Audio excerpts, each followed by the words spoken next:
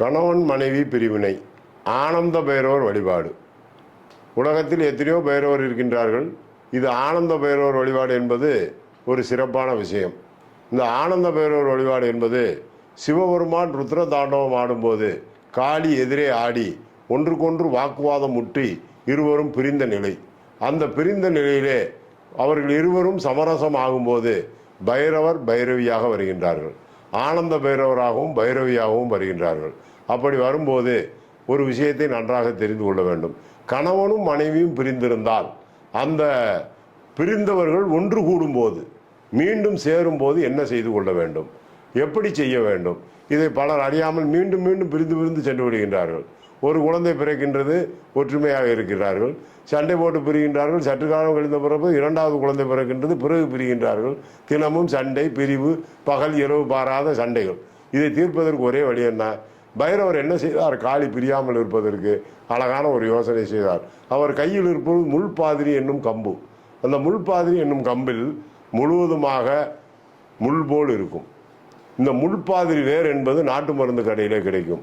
இந்த முள்பாதிரி வேரை வாங்கி பிரிந்த கணவனும் மனைவியும் ஒன்று சேரும்போது ஒரு சின்ன மஞ்சள் பையிலே துணிப்பை தைத்து அதை உள்ளே வைத்து அந்த துணிக்குள் இருக்கின்ற முள்பாதிரி வேரை தினமும் பத்தி சூடம் அமைத்து கும்பிட்டு கொண்டே வந்தீர்களானால் கண்டிப்பாக பிரிந்த கணவன் மனைவியும் ஒன்று சேர்வார்கள், பிரிந்து போனவர்களும் ஒன்று சேர்வார்கள். மீண்டும் மீண்டும் வாழ்க்கை சுபிட்சமாக இருக்கும். இதற்கு உங்களுக்கு நல்ல ஒரு வாய்ப்பு. ஆனந்த பைரவர் என்று வழிபாடு செய்யுங்கள். ஆனந்தம் என்பது உத்திரகாலாமிர்தத்தில் மிக தெளிவாக எழுதப்பட்டிருக்கும். அதை நீங்கள் நன்றாக புரிந்து கொள்ளுங்கள்.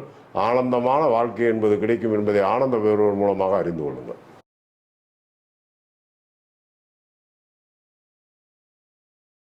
திருமண தடை உடனடியாக நீங்குவதற்கு, வாழ்க்கையில் மனிதன் முழுமையடைவதற்கு ஒரு திருமணம் தேவை. அது ஆணாக இருந்தாலும் சரி, பெண்ணாக இருந்தாலும் சரி. அந்த திருமணம் நடைவதற்காக நாம் இயங்குகின்றோம். ஒன்று செவ்வாய் தோஷம் என்று சொல்லுகின்றார்கள், அல்லது காலசர்ப்ப தோஷம் என்று சொல்லுகின்றார்கள், அல்லது ராகு தோஷம் என்று சொல்லுகின்றார்கள், இல்லது ஜென்மச்சனி, அஷ்டமச்சனி, கண்டச்சனி என்று சொல்லுகின்றார்கள். இதைவிட கொடுமை என்றால் பக்கத்து வீட்டில் போய் விசாரித்துக்கொள் என்று சொல்வார்கள்.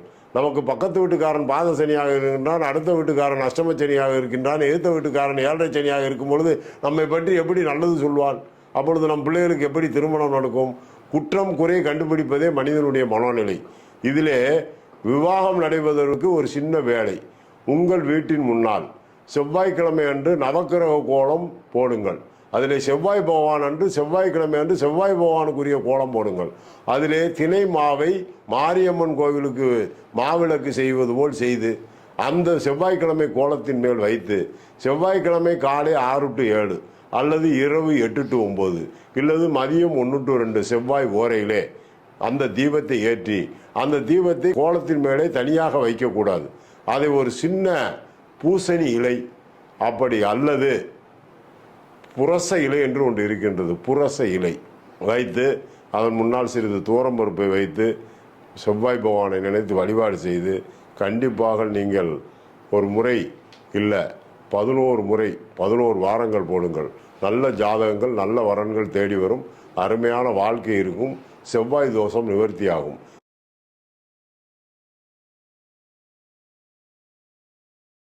விவாக தடை, மாந்தி தோஷம், இதனால் வாழ்க்கை கஷ்டம். அன்பார்ந்த சுதர்சன் அஸ்ட்ராலஜி ரெமிடிஸ் நேயர்களே, ஒன்றை தெரிந்து கொள்ளுங்கள். மாந்தி என்பது ஒரு பெரிய விஷயம். நம் முன்னோர்கள் குழந்தையாக பிறந்து இறந்தது. இன்னும் சொல்லப்போனால் ஒரு குழந்தையை கற்பச்சிதைவை உண்டாக்குவது, நம் சுகத்துக்கு குழந்தையை உருவாக்கிவிட்டு நமக்கு வேண்டாம் என்று சொன்னால் அடிப்பது ஒரு பெரிய மிகப்பெரிய பாவம். இதைத்தான் மாந்தி தோஷம் என்று சொல்லுவார்கள். இந்த மாந்தி என்பது ஜாதகத்திலே எந்த இடத்திலே எப்பொழுது வேண்டுமானாலும் உட்காரலாம். செவ்வாயும் மாந்தியும் சேர்ந்து இருப்பின் மிகப்பெரிய தோஷம். அவன் தகப்பன் இல்லாமல் கஷ்டப்படுவதும் தகப்பனாருக்கு வேலை இல்லாமல் கஷ்டப்படுவதும் சிரமம். இப்படி பல இடங்களிலே மாந்தி அமர்கின்றார். இந்த மாந்தி அமரும் பொழுது குழந்தைகளுக்கு திருமணம் நடக்காது, வீட்டிலே சுபகாரியம் நடக்காது, ஒருவன் நோய் நொடியோடு படுத்து கொண்டிருப்பான். வைத்தியத்திற்கு எதற்கு செலவழிக்கிறோம் என்று தெரியாத நிலை. இந்த மாந்தியை மாற்ற முடியுமா? கண்டிப்பாக முடியும். ஒரு இரும்பு சம்பந்தப்பட்ட பொருளுக்கும் மாந்திக்கும் தொடர்பு உண்டு. சனியினுடைய மகன் மாந்தி. அந்த மாந்தி பிரேதகாரகன். அப்பொழுது என்ன செய்ய வேண்டும்? ஒன்று ஏகாதச ருத்ர ஜபம் படிக்க வேண்டும், அப்படி ருத்ர ஜபம் படிக்காமல் விட்டு என்னால் படிக்க முடியாது, நான் சைவம் அல்ல வைஷ்ணவம் என்று சொன்னால் ஒரு விஷயத்தை தெரிந்து கொள்ளுங்கள். ஒரு இரும்பு பொருள், அது இரும்பு கரண்டியாக இருந்தால் நல்லது. அந்த இரும்பு கரண்டி சாம்பிராணி புகை போடக்கூடிய கரண்டியாக இருந்தால் மிக உத்தமம். அதை வாங்கி அந்த கரண்டியை உங்கள் வீட்டில் பூஜை ரூமில் சாம்பிராணி போடுவதற்கு பயன்படுத்தினாலும் சரி, அல்லது ஏதாவது பெருமாள் கோயில் சிவன் கோயில்களிலே அந்த கரண்டியை கொடுத்து அதிலே நெருப்பை வைத்து சாம்பிராணி மூலமாக போட வேண்டும். சரி, சாம்பிராணி என்பது சரியா என்று எடுத்துக்கொண்டால், சாம்பிராணியை போடுவதை விட குங்குளிய புகையை போட்டால் இந்த மாந்தி தோஷம் உடனடியாக நீங்குகின்றது. அதனால் இந்த மாந்தி தோஷம் உள்ளவர்கள் வீட்டிலும் சரி கோவிலிலும் சரி இரும்பு கரண்டியை வாங்கி கொடுத்து அதிலே நெருப்பு பற்ற வைத்து அதிலே வெண்குங்குளியம், அதுவும் குங்குளியத்தில் நிறைய குங்குளியம் இருக்கின்றது, வெண்குங்குளிய புகையை காட்டினீர்களானால் மாந்தி தோஷம் நீங்கும். அடுத்த ஜாதகத்தில் மாந்தி என்ற ஒன்று குழந்தையோடு உள்ள ஜாதகத்தில் பிறக்காது. நீங்களும் நன்றாக இருப்பீர்கள், வம்சமும் நன்றாக இருக்கும்.